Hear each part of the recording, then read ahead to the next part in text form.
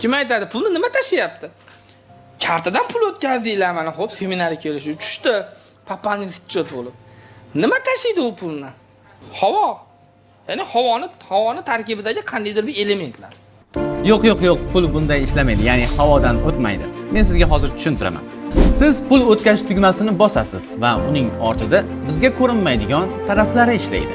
Ya'ni kod to'g'ri ekanligini tekshiradigan tizim, qayerdan chiqishini tekshiradigan tizim va u qayerga yetib borishini tekshiradigan tizimlar mavjud va bularni tizimlashtiradigan backend dasturchisi hisoblanadi. Backendchilar yana nimalar qilishadi? Saytlar ishlashi uchun kerakli funksiyalar kodlarini yozib berishadi.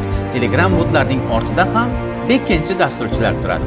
Raqamingiz bilan ro'yxatdan o'tadigan bo'lsangiz, bu jarayonni ham backend dasturchisi boshqaradi. Siz ko'rmaydigan, lekin siz uchun xizmat qiladigan barcha narsani backend dasturchisi boshqarib turadi.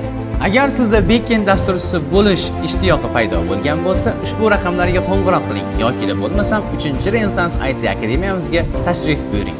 Sog' bo'ling.